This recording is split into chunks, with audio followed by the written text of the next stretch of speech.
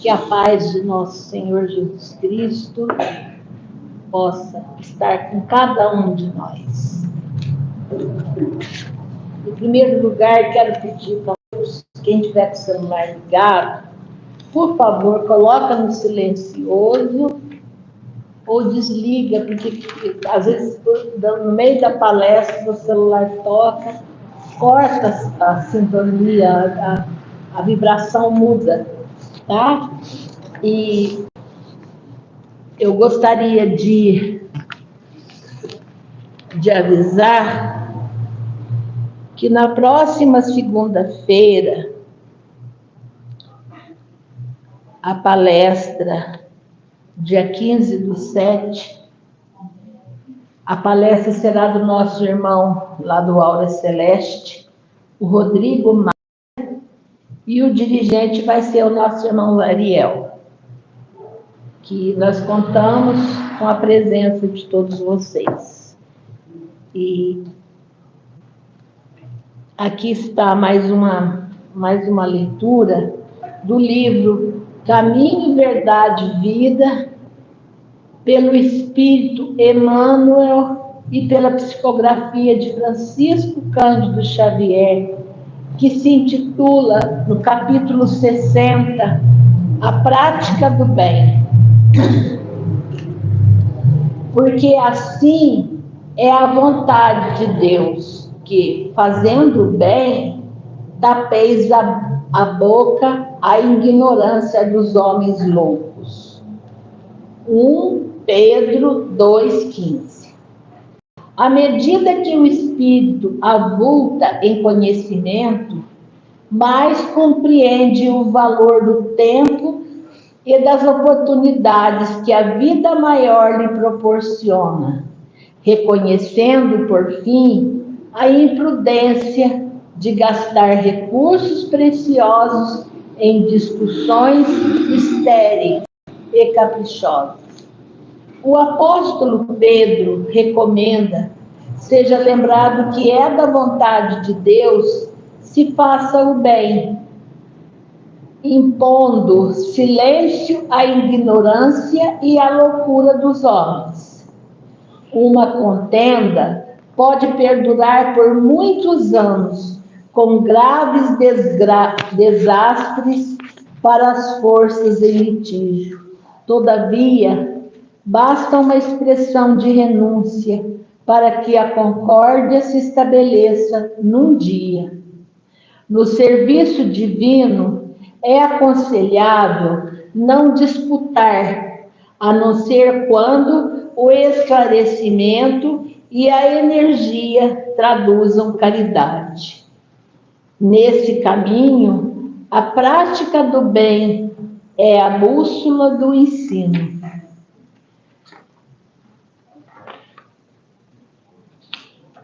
Antecedendo qualquer disputa, convém dar algo de nós mesmos. Isso é útil e convincente. O mais humilde é semente sagrada, convocado a discutir. Jesus imolou-se por se haver transformado ele próprio em divina luz. Dominou-nos a treva da ignorância humana. Não parlamentou conosco. Ao invés disso, converteu-nos. Não reclamou compreensão, entendeu a nossa loucura. Localizou-nos a cegueira e amparou-nos ainda mais. E assim, Deus, nosso Pai, Jesus, nosso Mestre, Francisco de Paula Vitor, mentor da nossa casa, e toda a espiritualidade que aqui se encontra para essa noite de aprendizado, nós rogamos o vosso amparo para a nossa palestrante da noite, para todos nós que aqui estamos, que ela possa ter a palavra que cada um de nós precisa ouvir. E assim, mestre querido, eu peço a permissão para dar a palavra à nossa irmã Viviane Marques, que ela possa nos passar o ensinamento da noite com muito carinho e muito amor. A palavra, a nossa irmã vai falar, o tema da palestra de hoje é caridade e amor ao próximo, das questões 886 a 889 do Livro dos Espíritos. Boa noite a todos. Eu gostei muito desse tema, porque a flâmula, né, o que a gente segue no Espiritismo é a bandeira principal, fora da caridade não há salvação, não é? Não é fora da igreja não há salvação, não é fora não é fora do centro não há salvação, não é fora do espiritismo não há salvação, é fora da caridade. O que realmente nos engrandece, o que realmente nos faz crescer como pessoas é a caridade. E se vocês forem ver tanto das instruções do Livro dos Espíritos, não é? Principalmente nas leis que nós temos, justiça, amor e caridade. A caridade é a predileta. E o Evangelho, segundo o Espiritismo, ele traça de uma forma muito linda diversas passagens em que nós falamos da caridade. Porque esse é o cerne, essa é a origem principal que Kardec quis nos colocar. E quando a gente vai no capítulo 15, que é o capítulo Fora da Caridade Não Há Salvação, tem uma mensagem de São Paulo, e que ele fala da necessidade da caridade. Então, ainda que eu falasse a língua dos homens, a língua dos próprios anjos, se eu não tiver caridade, serei como bronze que soa e um símbolo que retine. Ainda que tivesse o dom da profecia, que penetrasse todos os mistérios e tivesse perfeita ciência de todas as coisas, ainda quando tivesse toda a fé possível, até o ponto de transportar montanhas, se não tiver caridade, nada sou. E quando houvesse distribuído os meus bens para alimentar os pobres e houvesse entregado o meu corpo para ser queimado, se não tiver caridade, tudo isso de nada me serviria. A caridade é paciente, é branda, benfazeja.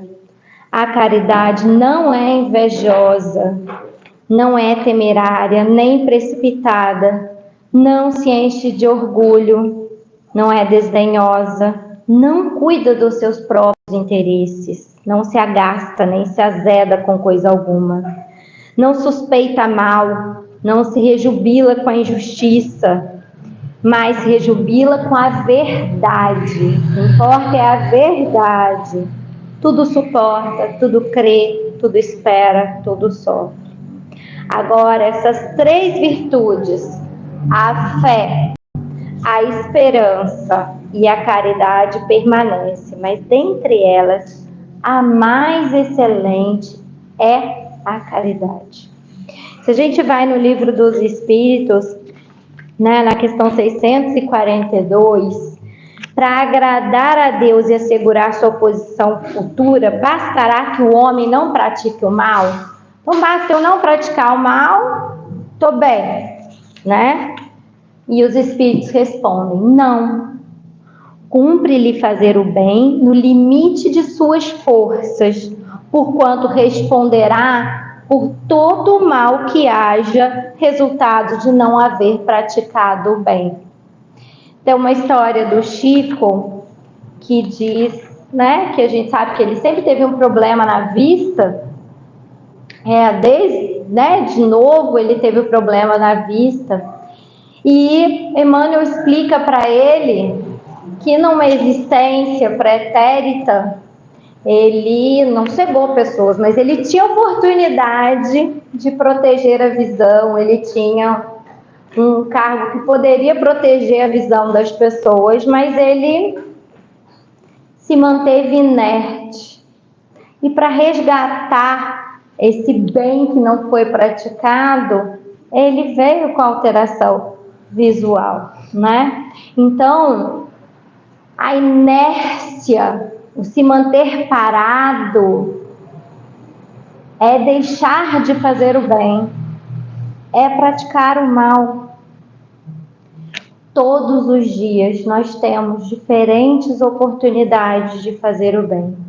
Ninguém cruza o nosso caminho sem um propósito. As pessoas não passam por nós ao acaso. Já o Espiritismo nos fala, o acaso não existe. Então a gente precisa confiar nisso e observar, estar aberto, estar passivo às oportunidades que nos vêm do alto de praticarmos a caridade. Veja bem, praticarmos a caridade é uma oportunidade de crescermos. Nós viemos nessa existência com um propósito, que é crescermos. Então, cada oportunidade que nos chega de sermos gentis, de termos paciência, de sermos tolerantes, de darmos um sorriso, de darmos uma palavra de esperança, é uma oportunidade. Quando a gente se abstém de falar naquele momento que a gente sabe que a nossa palavra pode colocar mais confusão, mais lenha no fogo, não é? A gente silenciou naquele momento, nós estamos naquela prática da vigilância. Hoje em dia as pessoas têm diferentes formas de trocar farpas, né? Eu falo assim, não é só os dardos mentais que nos atingem, nem as palavras rudes, nem as atitudes ruins. Hoje em dia as pessoas, elas se engalfinham nas redes sociais e trocam uma energia muito ruim, não é? Então que a gente se abstenha disso, de sermos agora eles chamam de os haters, né? Que a gente se abstenha disso. Esses dias eu estava ouvindo uma palestra no YouTube e isso me fez refletir, porque eu não tinha refletido ainda nisso. Eu gosto muito de ver, hoje em dia tem muitas palestras no YouTube, né? Então, às vezes é importante a gente estar ali para fazer a nossa higiene mental e estar refletindo também, ouvindo várias outras pessoas. E eu tenho feito isso como um hábito. E uma palestrante, ela disse que a gente tome cuidado para não ser um hater desse, porque às vezes a pessoa se coloca a sua opinião é contrária e você já faz questão de colocar a sua opinião. Por que a gente tem que pôr a nossa opinião para tudo? Não é? Então, por que a gente tem que entrar em brigas, em contendas todo o tempo? Quanto gasto de tempo, de energia nós despendemos com isso, sendo que a gente poderia focar no que é mais importante. Veja, São Paulo, ele coloca sem equívoco a caridade acima até da fé. Então, a caridade, ela está ao alcance de todas as pessoas, do culto, do ignorante, do pobre e do rico, porque a gente acredito que já desmistificamos que a caridade não é a dar esmola, não é somente você às vezes dá um dinheiro para quem está precisando, dá um prato de comida para quem precisa, para quem tem fome, que fome dói, é algo muito importante realmente, mas dá uma palavra de esperança, dá um sorriso, dá uma atenção, ter os ouvidos às vezes para ouvir, né, os nossos amigos, as pessoas que precisam, visitar os doentes, visitar os presos, como o próprio Evangelho nos coloca, essas são tantas outras atitudes, e às vezes até mais valorosas, que vão tocar e vão modificar aquele ser. Então, para se fazer o bem, é necessário se tenha a ação da vontade. Nós somos seres imortais, e como seres imortais nós temos atributos que nos foi dado por Deus: o pensamento, a inteligência, o sentimento e a vontade. Atributos, tudo aquilo que é próprio do ser, isso é próprio nosso. Então nós devemos usar a nossa vontade em prol do bem. Porque aí aquele que está no Evangelho, quando ele fala,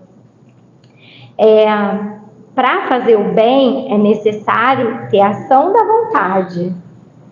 Para não se praticar o mal, basta às vezes a inércia e a despreocupação. Então, às vezes, aquela despreocupação no cuidado com as pessoas ao nosso redor, ela já pratica o mal. Quando você não se interessa pelo outro. Porque quando a gente não se interessa pelas pessoas que estão ao nosso redor, isso demonstra que a gente está interessado em quê? Em nós mesmos, no nosso umbigo, né? E o que Jesus mais combateu? O orgulho e o egoísmo, que são contrários à lei de caridade. São contrários à lei de justiça, à evolução. O antagonismo da caridade é o egoísmo. Quando o ser ficar somente voltado para ele, as dores o acometem. Às vezes as pessoas dizem assim: eu tenho tantas dores, eu tenho tantos problemas, eu não posso ajudar, né? E aí elas entram naquele queixume, naquelas reclamações, naquele lamuriar contínuo que mais adoece a alma do que qualquer outra coisa. Porque poderia aquelas provações serem o quê? Provas que com resignação, que com paciência a gente ultrapassa elas. Mas quando a gente entra naquele ciclo vicioso das reclamações e do voltar para os meus problemas, a dor se agrava. Tem uma frase que eu vi há muitos anos atrás, que eu sempre levei comigo, né? Quando a gente visita a dor nos visita menos. Ou seja, quando eu vou visitar a dor do próximo, daquele que está doente, daquele que está enfermo, daquele que está sofrendo por qualquer motivo, as minhas dores, elas são amenizadas pelo alto, pelo simples fato de eu parar de olhar para o meu umbigo e olhar para o próximo, né? Então, o que precisa o espírito para ser salvo, que nós encontramos no Evangelho? Ele coloca uma parábola em que um rei diz: vinde benditos meu Pai, tomai posse do reino que vos foi preparado desde o princípio do mundo, porquanto tive fome e me deste de comer, tive sede e me deste de beber, careci de teto e me hospedastes, estive nu e me vestistes, achei-me doente e me visitaste, estive preso e me fostes ver. E os justos lhe perguntaram: mas Senhor, quando que tivemos fome e te demos de comer? Quando que a gente fez essas coisas todas? E ele responde: em verdade vos digo que toda vez que fizeste isso a um desses pequeninos dos meus irmãos, foi a mim mesmo que fizestes. Quando a gente faz o bem ao outro, É o próprio Cristo que estamos servindo, é o próprio Deus que estamos servindo. Pois que Deus está dentro de todas as pessoas, mesmo as mais rudes, mesmo as mais difíceis, mesmo aqueles que enveredaram pelo crime. E se a gente nessa existência não enveredou pelo crime, que possamos dar graças e ajudar quem ainda assim está. Vocês veem, o Chico nos deu exemplo, a existência inteira ele visitou criminosos, ele atendeu todos perfeitamente, não é? Tem uma história do Chico que onde ele estava na reunião pública e entra um matador de aluguel. Não sei se vocês já ouviram essa história, viu? Entrou um matador de aluguel no meio da reunião com arma em punho e falou assim: vim aqui para te matar, né? E aí o Chico levanta, sai da tribuna, atravessa e abraça ele e diz: seja o que Deus quiser, meu filho. E que ele, tocado com aquele amor que vibrou, né? Ele começou a chorar e não conseguiu, graças a Deus, né? Fazer o que ele foi pago para fazer. Porque isso é intolerância. É intolerância, né? Por que eu vou pagar alguém para matar uma pessoa como ele? Porque pensa diferente de mim. Estamos em um mundo diverso. Quando a gente vê a lei de justiça, amor e caridade, por que a justiça vem na frente? Porque Deus é para mim, é para você, é para os justos, injustos, é para os gratos e ingratos, é para os trabalhadores e para os desocupados. Deus é para todos. Se nós já estamos numa condição, né, em que já somos gratos, que bom para nós, né? Mas Deus é para todos. Então, quando a gente vai ajudar alguém, a primeira coisa é nos despirmos dos nossos preconceitos. Pois que a lei é de justiça. Somos todos irmãos perante Deus. Devemos nos despir dos nossos preconceitos, dos nossos julgamentos. Jesus nos afiançou: não julgueis, para não ser julgados, pois com a mesma medida que julgares o vosso próximo, vos julgarão também. E eu vou falar para vocês, muitas vezes a gente, né, cai no negócio de julgar, né? E é a gente não confiar no alto, na lei de justiça, na lei de ação e reação. Quando alguém comete o mal, ele já se torna um sofredor, porque o mal partiu primeiro dele. Quando alguém escolhe, usa o seu livre-arbítrio de forma equivocada, é a ele mesmo que ele está prejudicando em primeiro lugar. E é por isso que o espírita não pode se permitir a vingança, em forma alguma. Porque a gente tem que acreditar no que a gente tem recebido do alto. A gente acredita na lei de ação e reação, na lei de justiça. A colheita é muito difícil para quem escolhe o caminho errado.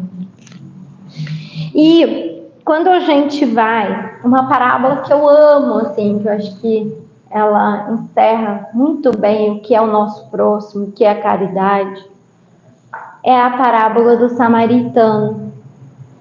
Então, Jesus, né, estava reunido um doutor da lei, né, para o tentar, como está sempre no Evangelho, e perguntou: Senhor, qual o mandamento maior? Amarás o Senhor teu Deus de todo o coração e de toda a tua alma. E tem um segundo, semelhante a este: amai o vosso próximo como a vós mesmos. Fazei ao próximo o que gostaria que lhe fizessem. Eu acho que se a gente analisasse só esse ensinamento do Cristo, a gente já não tinha problema, não é? A gente não tinha guerra, não tinha mais nada de problema, não é? Se eu estou com fome, eu gostaria que me dessem de comer, não é? Já recebeu, já passou ali, não teria aquela, acumula dinheiro para cá, acumula para ali, não é? Isso tudo é fruto do quê? As guerras, as dissensões, as brigas, as polarizações. É tudo fruto do egoísmo, do orgulho. Quando a gente vai se posicionar em polos, a gente tem que se preocupar com isso. Porque, na realidade, o que eu estou fazendo, eu gostaria que fizessem comigo? Esse é o ensinamento principal. E aí ele conta a história, né, do bom samaritano, quando ele pergunta, mas quem é o meu próximo? E ele conta a história que um homem, indo de Jerusalém a Jericó, ele foi assaltado, não é? Lhe bateram, machucaram, deixaram ele desacordado e ficou no chão. E logo após passa um sacerdote, passa, dá uma olhadinha e segue reto, né? Depois, um levita, que é um conhecedor de leis, não é? Que na época, né, em Israel, naquele contexto, era uma pessoa respeitável, né? Olha e passa.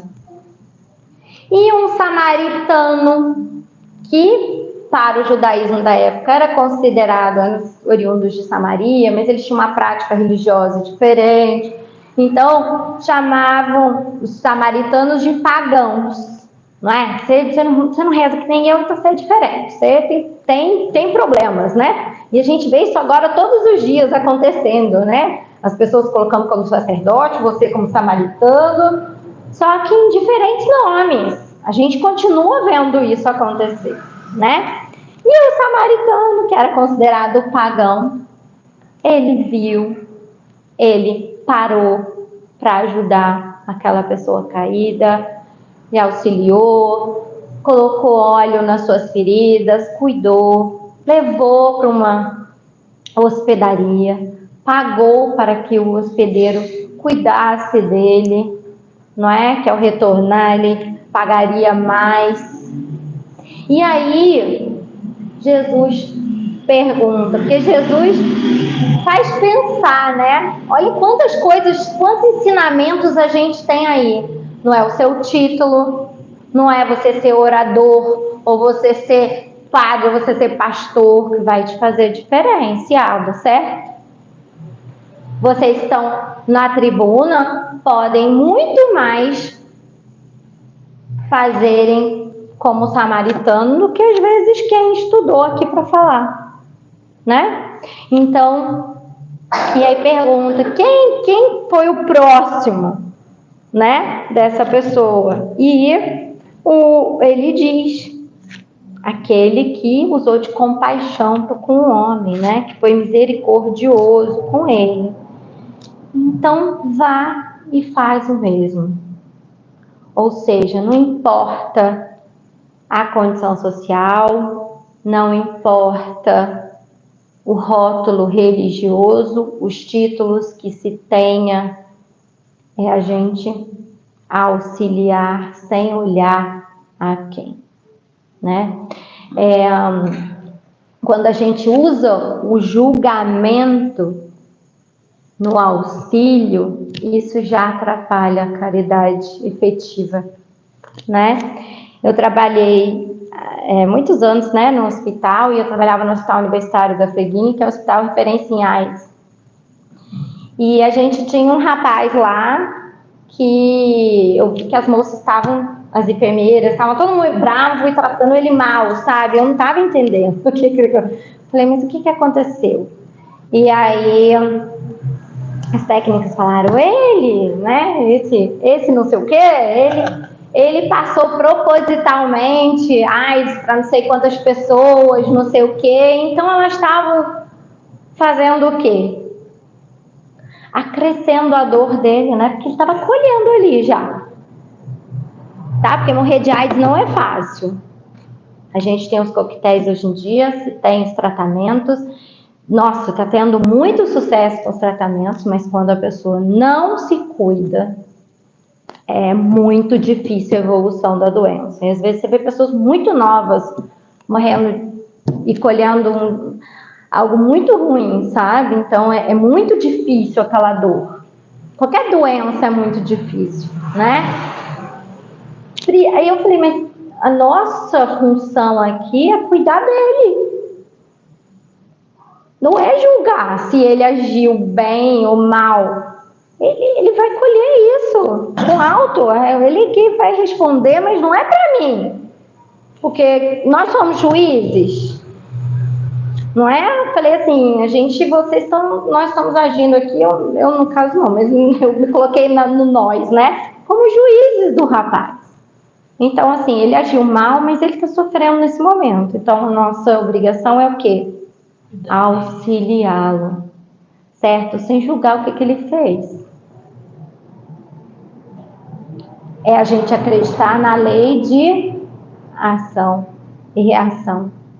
Se for assim, não é? Nesse julgamento que aconteceu ali, a gente não vai nunca mais visitar um preso, um criminoso. Vai achar que ele merece ficar ali, já de eterno, perdido, no próprio mal que fez. E nós não podemos admitir isso. Porque Jesus disse que a ovelha do seu rebanho se perderá. É fácil? Não é fácil. Né? A gente precisa vencer a nós mesmos antes de acharmos que estamos verdadeiramente praticando a caridade. Mas toda moral se resume em caridade e humildade. Isso que está no Evangelho. As duas virtudes são contrárias ao egoísmo e ao orgulho. E ele coloca as bem-aventuranças, não é? Para a gente pensar, bem-aventurados. Se todos os livros se perdessem, né? Gandhi já disse isso. Se todos os livros da humanidade se perdessem, mas se sobrasse somente as bem-aventuranças, a humanidade já teria um norte a seguir. Bem-aventurados, disse, os pobres de espírito, isso é, os humildes, porque deles é o reino dos céus. Não é o pobre de humilde de coração. É o que entende que não está acima de ninguém, independente da sua posição. Bem-aventurados que têm puro o coração. Bem-aventurados os que são brandos e pacíficos. Como é difícil às vezes a gente ser brando e pacífico, né? aí quando a gente resvala assim na falta de paciência, que eu falo, a gente ainda precisa de muito esforço, né? Porque a paciência é uma virtude, filha do amor, que a gente precisa desenvolver. Bem-aventurados os que são misericordiosos. Amai o vosso próximo como a vós mesmos. Fazei os outros o que quereis que vos fizessem. Amai os vossos inimigos. Talvez essa seja uma das mais difíceis para nós, para o nosso estado evolutivo ainda, né? Então, amar os vossos inimigos não significa que eu vou gostar do meu inimigo tanto quanto eu gosto da Fátima, né? É mais fácil eu gostar da Fátima do que do meu inimigo, né? Eu vou dedicar o mesmo amor que eu dedico aos meus filhos, né? Mas que eu vou não desejar o mal, que eu vou tentar vibrar melhor à distância. Não é aquela pessoa, não precisa ter ela comigo no meu convívio, né? Porque tem pessoas que realmente não tem como você conviver. Mas a gente tem que ter uma atitude mental diferente. Porque nós já temos o Evangelho para nos guiar. Aquele que tem o Evangelho nas mãos tem uma responsabilidade maior. Perdoai as ofensas, se quiserdes ser perdoados. Pratiquei o bem sem ostentação. Não é? O Evangelho nos traz que a vossa caridade não mostre, né? A mão esquerda o que fez a direita. E que também não vire selfie, que também não vire palco. Porque o bem feito é entre você e Deus. O que você faz no seu dia a dia é entre você e o alto. Julgai-vos a vós mesmos antes de julgardes o outro. Humildade e caridade, eis o que não cessa de recomendar e o que dá ele próprio o exemplo. Então, quando Jesus coloca o samaritano, ele dá um exemplo que passa os milênios e a gente está falando. Os rótulos não importam.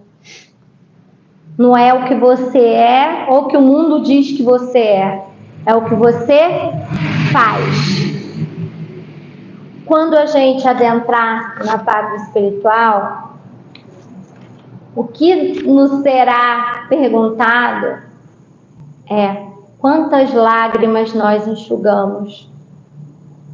Quanto nós nos doamos? Que bem nós fizemos? É isso que realmente importa. Então, a lei do amor, ela traz o melhoramento de nós mesmos, o melhoramento da raça humana. Não acrediteis na esterilidade, no endurecimento do coração humano. A gente hoje em dia é tão bombardeado de notícias ruins, né? Vocês já repararam o que é ligar a televisão? Agora, eu falo que agora não é só ligar a televisão, é ligar a televisão, é pegar o celular, aí de repente você senta com um colega que começa a contar, você viu o que aconteceu? É babá, não é, gente? Tem que se ter muita paciência, muita tranquilidade, muita oração para manter saúde mental hoje em dia. As pessoas estão adoecendo de tanto que o mal faz barulho. O mal é barulhento. Porque os atos de bondade, os atos de caridade são muito maiores do que esse mal todo que aparece ter. Que fica parecendo que todas as pessoas têm um coração duro. Isso não é verdade. E nós já evoluímos muito. Se for pensar em você há 10 anos, em você lá mais atrás, você já mudou, não mudou? Já mudou tantas coisas, já venceu tantas dificuldades. Imagina 100 anos atrás. Imagina como nós estaremos daqui adiante. E como que a gente pode ajudar? Fazer a caridade para pacificar os que estão ao redor. Evitar entrar no barulho do mal. não comentar tanto o mal, comentar o bem, comentar as coisas boas que acontecem, falar de coisas edificantes, levarmos palavras de esperança para todos os sofrimentos. Tende, pois, sempre uma palavra de esperança e de conforto, a fim de que sejas inteiramente amor e justiça. Nós podemos fazer essa caridade? Não é ter dinheiro. A gente pode distribuir a esperança. A gente pode falar das coisas boas. A gente pode edificar o amor, distribuir sorrisos. A neurociência já prova o benefício do sorriso, do bom humor. O cérebro funciona melhor. A gente pode se colocar mais positivamente, não somente porque a gente acredita nisso, porque os Espíritos nos deram essa orientação, mas porque o Cristo nos deu o exemplo. Amai bastante para ser desamados. E tem uma mensagem muito importante aqui que fala: se os homens se amassem com muito amor, mais bem praticada seria a caridade. E ele coloca aqui: a rigidez mata os bons sentimentos. Quando às vezes nós somos rígidos demais, mas tem que dizer que eu quero tudo certinho, né? Eu quero tudo certinho, tudo bonitinho. A rigidez, às vezes, tenhamos cuidado, porque às vezes ser flexíveis é importante. A rigidez mata os bons sentimentos, né? O Cristo jamais se excusava, não repelia aquele que o buscava, fosse quem fosse. Socorria a mulher adúltera como criminoso e nunca temeu sua reputação sobre isso, porque, gente, quando tomareis por modelo de todas as vossas ações? Se na terra a caridade reinasse, o mal não imperaria nela.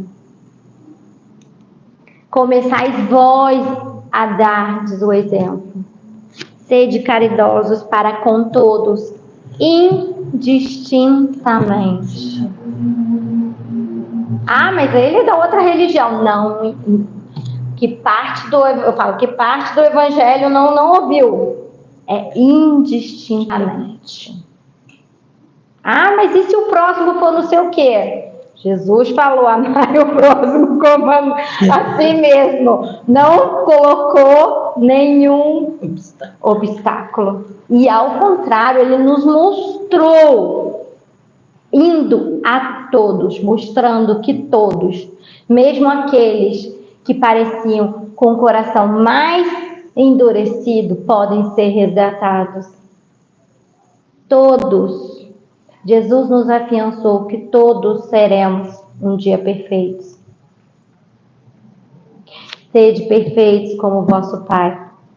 Não é? Então a gente tem que confiar nisso. E eu estava ouvindo uma mensagem da Madre Teresa. Eu gosto muito da Madre Teresa de Calcutá, porque ela é santa não por um rótulo de igreja, mas que ela santificou a sua existência. Ela santificou a sua existência com a caridade.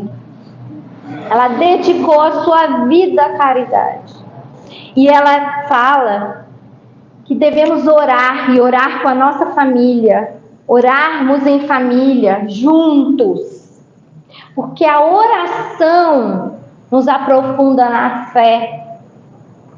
E a fé faz com que o amor fique mais latente. E o amor, gente amando, isso gera serviço, gera caridade. E faz com que tenhamos paz, com que a gente possa ser instrumentos de paz. Amor são atos de paz, como ela disse, né? E na questão 919, qual o meio mais prático, mais eficaz, que tem um homem de melhorar nesta vida e de resistir à atração do mal? E aí os espíritos disseram, um sábio da antiguidade falou disse, conhece-te a ti mesmo. Então Sócrates, né, 400 e poucos anos antes de Cristo falou isso, e Jesus nos disse, conhece-te a ti mesmo. Só aquele que se conhece verdadeiramente pode empenhar esforços em domar as suas más inclinações e em potencializar a sua capacidade de fazer o bem. Tem uma mensagem que eu acho linda, que depois vale a pena vocês lerem, do capítulo 15, que é a mensagem 13 de Cáritas, né? E em que ela fala, chamo-me caridade, sigo o caminho principal que conduz a Deus.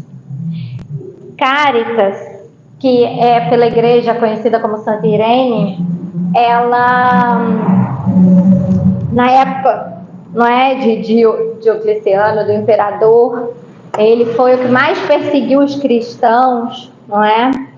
Eles, né, mataram ela se não negasse o Cristo, né? Então, naquela época, quem não negasse a Jesus era, não é, morto. E ela foi ao martírio, queimada, né? E ela traz mensagens muito lindas, exaltando a caridade. Ela se intitula como Cáritas.